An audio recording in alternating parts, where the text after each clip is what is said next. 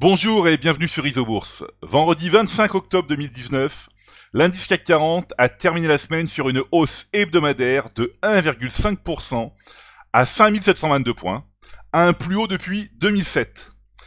Alors cela fait bientôt 4 mois que l'indice CAC 40 évolue au sein d'une tendance haussière de moyen terme, au sens du modèle Isobourse, c'est-à-dire depuis le croisement haussier des cours de pression Isobourse 5 et 20 mois, validé fin juin 2019.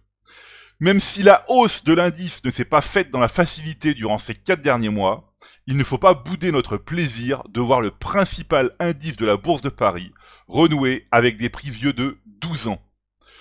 Du côté des valeurs moyennes françaises, l'indice CAC 1060 est toujours en retard sur le CAC 40, la courbe de pression Isobourse 5 mois évoluant toujours au-dessous de la courbe Isobourse 20 mois, depuis le signal baissier validé en février 2018. Toutefois, on notera que les courbes de pression Isobourse 5 et 20 mois de l'indice CAC 1060 n'ont jamais été aussi proches d'un croisement haussier. Mais il est nécessaire de rester vigilant sur son compartiment et de faire preuve de sélectivité. L'exemple cette semaine, c'est l'action Europcar, donc la plus forte baisse du CAC 1060, qui a perdu plus d'un tiers de sa valeur après son profit warning.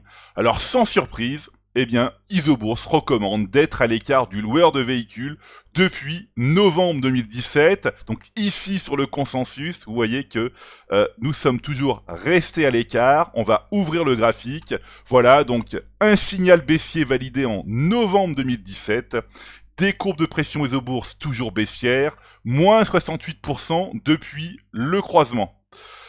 Voilà, donc en fait, c'est vraiment très important de rester à l'écart de ces valeurs. Alors, on pourrait également citer GTT, Gaz Transport et Technigaz. Pourquoi ? Puisque, cette valeur a confirmé un signal baissier en août 2019, c'est-à-dire fin août 2019. Et, maintenant, il est nécessaire de rester à l'écart de cette valeur. Alors, aux États-Unis, les valeurs moyennes semblent avoir une légère avance sur les françaises, car un croisement haussier des courbes de pression Isobourse 5 et 20 mois est en cours de formation sur l'indice S&P 400, donc le baromètre des mid-cap américaines.